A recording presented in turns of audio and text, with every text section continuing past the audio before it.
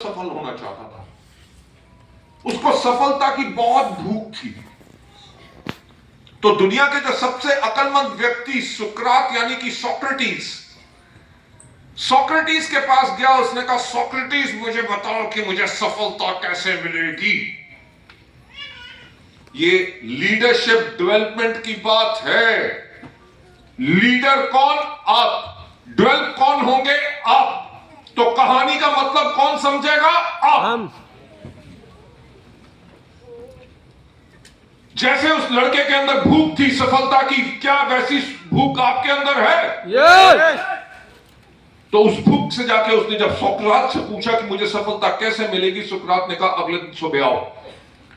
सुबह 5 बजे लड़का उनके घर के बाहर पहुंच गया, दरवाजा खटखटाया। सुकरात ने दरवाजा खोला और बाहर आया। उसने कहा, मुझे बताओ कि मुझे सफलता कैसे मिलेगी। जिनको सफलता चाहिए होती है ना, उनका भाव ये होता है। जो जाके पूछे, बताओ मुझे सफलता कैसे मिलेगी, उनको मिलेगी नहीं। उनको ऐसे करके मिलेगी।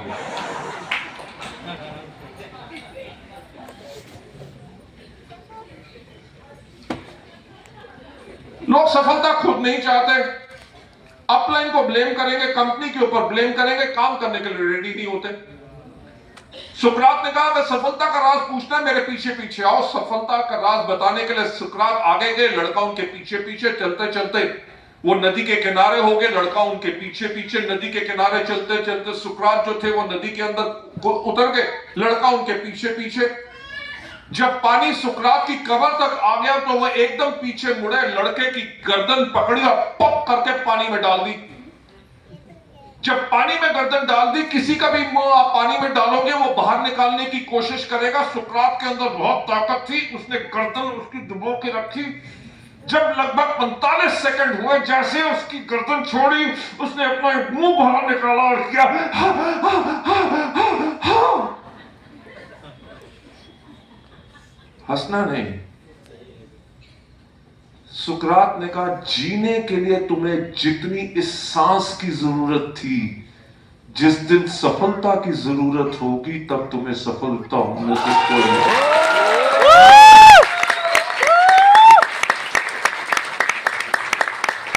मुझे एक बात बताओ, क्या आपको सफलता की जरूरत है? क्या सफलता की जरूरत है? अब एक और कहानी सुनाना चाहूंगा, सुनना चाहोगे? शुक्र है हाँ कह दिया, क्योंकि ना भी कहते कहानी तो मैं ये कहानी किसी और की नहीं, ये कहानी एक सच्ची कहानी और मेरी कहानी हकीकत है। ये मेरे फादर सेंट्रल गवर्नमेंट में काम करते थे, कस्टम सेंट्रल एक्साइज डिपार्टमेंट में। मेरी 2 बड़ी बहनें हैं। मैं जब लगभग 5 या 6 साल का था, क्योंकि घर में सबसे छोटा हूं, मां बाप का इकलौता लड़का हूं, तो मेरी मदर ने मेरे से प्यार से पूछा कि बेटा बड़े होके क्या करोगे? तो मैंने अपनी मदर को कहा, मम्मी मैं बड़े होके बिजनेस करूंगा। राइट? मेरी मां एकदम परेशान हो गई। उन्होंने कहा, छोटा बच्चा है। उन्होंने कहा, देखो बेटा ऐसा है कि बिजनेस करना हमारे खून में नहीं है। राइट? बिजनेस करना होता है, मारवाड़ी हो गए, बनिया हो गए, बिजनेस कम्युनिटी जो है उनके खून में होता है। देखो तुम्हारे पिताजी नौकरी करते हैं, तुम्हारे दादा ने नौकरी की, तुम्हारे परदादा ने नौकरी की, तो बड़े होके तुम क्या करना?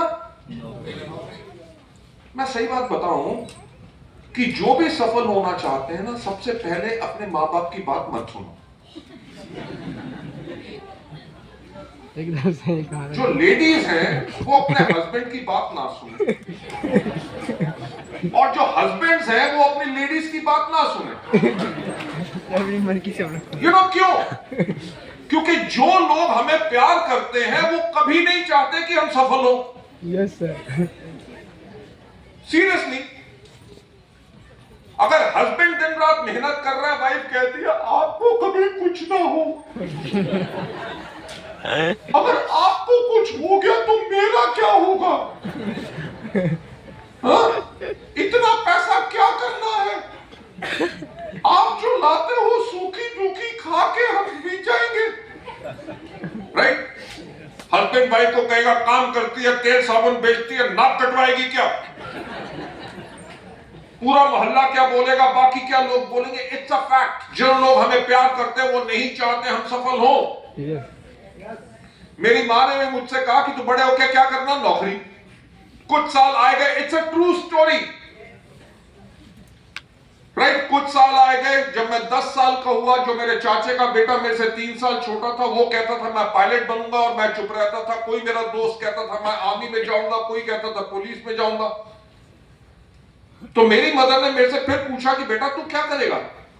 मैंने कहा मां आपको मैंने कहा ना मैं बिजनेस करूंगा। You know why? बिकॉज 6 साल की उम्र में मैं समझ गया था कि नौकरी में उतना लाइफ कंफर्टेबल नहीं हो सकती, कि आपने एक बॉल मांगनी, आपने कुछ भी मांगना। भाई I am talking about 65, 66 something, जब सरकारी तनख्वाहें बहुत कम होती थी, राइट। कुछ भी चीज कहनी तो माँ बाप ने कहना अगले महीने जब तनख्वाह आएगी ना तब देंगे, और कभी देते थे नहीं। वो बच्चों को फुसला के टालने का काम, and they could not help it. नौकरी में आप जो भी ख्वाहिश हो महीने के पहले हफ्ते तो पूरा कर सकते हैं, एंड ऑफ द मंथ नहीं कर सकते, क्योंकि पैसा ही नहीं होता, मंच खींचता होता है, राइट। तो मैंने जब मदर को कहा कि मैं बिजनेस करूंगा 10 साल की उम्र में, तो उन्होंने कहा देख बेटा तेरी 2 बड़ी बहनें, उनकी शादी करेंगे, उसमें खर्चा होगा, तेरी खर्चा होगा, राइट। जब तेरे पापा रिटायर होंगे, ग्रेचुटी मिलेगी, प्रोविडेंट फंड मिलेगा, उससे एक छोटा सा घर बनाएंगे, अपना लाइफ हम काटेंगे पेंशन के ऊपर। बिजनेस के लिए चाहिए होता है पैसा, हम तेरे को पैसा नहीं दे सकेंगे, तो तू क्या करना, नौकरी। बात आई गई होगी। जब मैं 10th में पहुंचा, another 6 years later, तो मेरी मां ने कहा कि हकीकत है ये, इसके ऊपर ध्यान दीजिएगा, because if I am talking about leadership development, आपने अगर उस थॉट प्रोसेस को अपना लिया तो आपकी भी डेवलपमेंट हो जाएगी। मैं जब 16 साल का था, 10th का एग्जाम देने लगा, मेरी मदर ने मेरे से पूछा कि बेटा आपने क्या सोचा, आप क्या करोगे, आईएएस बनोगे, आईपीएस बनोगे, किस चीज में जाओगे, डॉक्टर बनोगे, इंजीनियर बनोगे? मैंने कहा मां मैंने आपको कहा है कि मैं बिजनेस करूंगा। आप मानोगे नहीं, मेरी मां ने मेरी जन्म पत्री, आप समझते हैं ना जन्म पत्री क्या होती है, कुंडली जिसको कहते हैं, मेरी जन्म पत्री ले जाके भारतवर्ष के टॉप पंडितों और जोशियों को दिखाई, और हर एक ने कहा कि इसकी किस्मत में बिजनेस नहीं है।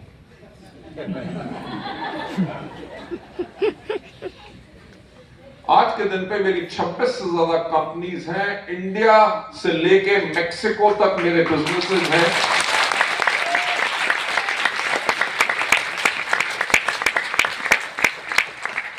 तो अगर मेरी किस्मत में नहीं लिखा था तो मैं बिजनेसमैन कैसे बना? थॉट प्रोसेस तो था, लीडरशिप को डेवलप करना था। जो मेरी किस्मत में ऊपर से नहीं लिखा था, नीचे से मैंने खुद लिख लिया।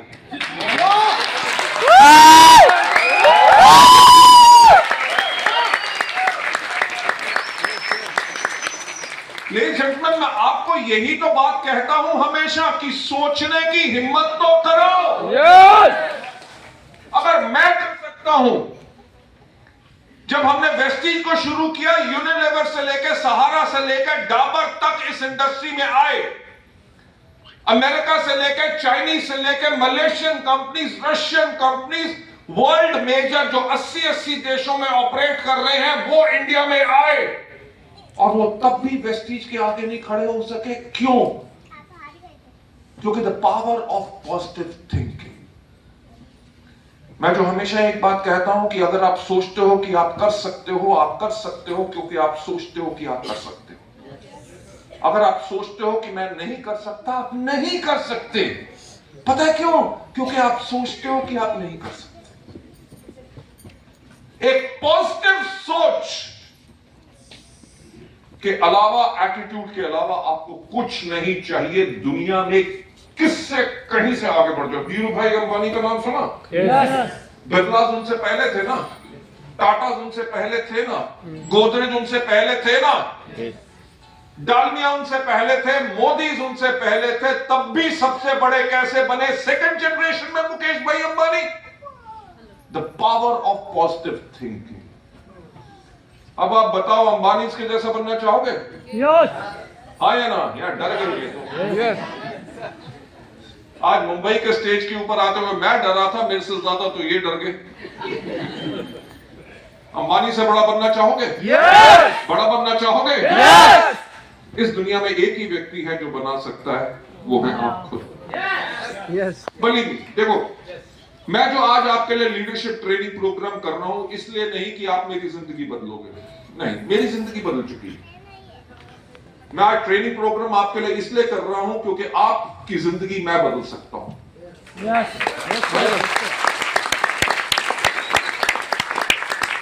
और उस जिंदगी को बदलने के लिए मैं आप लोगों के साथ यही चीजें शेयर कर रहा हूं कि अपने आप को जो गेम चेंज करनी है, गेम कौन खेलता है? आप।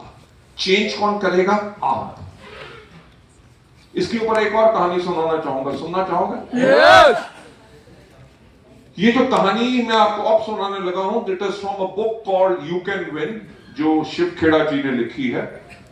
इट्स अ वंडरफुल बुक, मेरे को बहुत इंस्पायर करती है। इसके ऊपर मैंने पहला ट्रेनिंग प्रोग्राम बनाया था 1998 में, और आज बहुत सालों के बाद, मोस्ट प्रॉब्ली लगभग 18 या 20 साल के बाद, आज मैं उन स्टोरीज को फिर आप लोगों के साथ नरेट करूंगा, क्योंकि आज के दिन पे भी वो बहुत मायने रखती हैं। क्या हुआ कि एक बारी एक छोटे से गांव में एक मेला लगा। मेला लगा तो मेले के अंदर काफी ज्यादा राइड्स होती हैं, झूले होते हैं, मेरी गो राउंड, सब कुछ होता है। तो मेला वगैरह कार्निवल जो होता है, उसके अंदर सबसे ज्यादा कौन जाते हैं? बच्चे। माँ बाप बच्चों को लेके जाते हैं। तो वहां पे था क्या कि उस कार्निवल के अंदर एक बैलून सेलर था जो गुब्बारे बेच रहा था, हीलियम के भरे हुए। जब उसका बिजनेस कम होता, यानी कि बच्चे कम आ रहे होते, तो वो क्या करता, एक गुब्बारा की रस्सी काट के उसको हवा में फ्लोट कर देता। तो बच्चे देखते कि गुब्बारा ऊपर जा रहा है, तो भाग के मुझे भी गुब्बारा चाहिए, मुझे भी गुब्बारा चाहिए, लेने आ जाते, उसका बिजनेस बढ़ जाता। फिर जैसे भीड़ कम होती, तो थोड़ी देर के बाद एक और गुब्बारा छोड़ देता, कभी लाल रंग का, कभी हरे रंग का, कभी पीले रंग का, कभी सफेद रंग का, कभी नीले रंग का गुब्बारा छोड़ देता था। तो सुबह से लेकर शाम तक ऐसे चलता रहा। तो अल्टीमेटली शाम को क्या हुआ, वो खड़ा हुआ था, तो एक लड़का आया, एक बच्चा आया, वो जैसे जैसे खड़ा था, उसकी कमीज का ये जो कफ था उसको खींचा उसने ऐसे।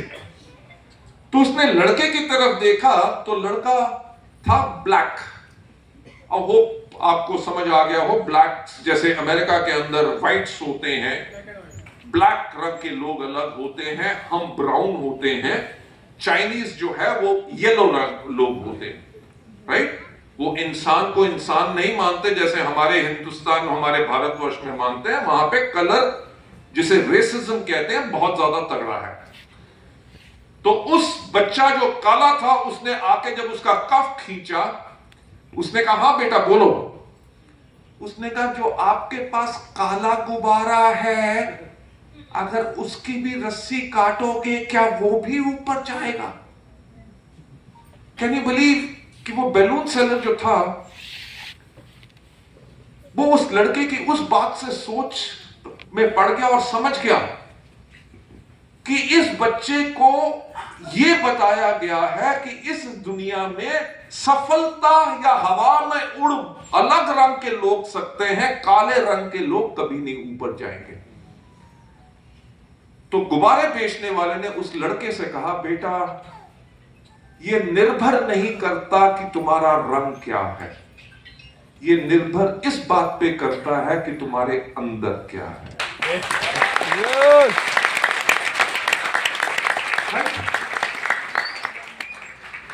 कि if you have the ability, अगर आपके पास वो डिजायर, वो ख्वाहिश है आगे बढ़ने की, तो ये डिपेंड नहीं करता कि आपकी कितनी पढ़ाई है, आपकी एजुकेशनल बैकग्राउंड क्या है, आप कहां रहते हैं, आपके माँ बाप कौन है, आपका धर्म क्या है, आपके साथी कौन है, कुछ डिपेंड नहीं करता। अगर आपके अंदर वो चीज है तो आप डेफिनेटली आप ऊपर जा सकते हैं।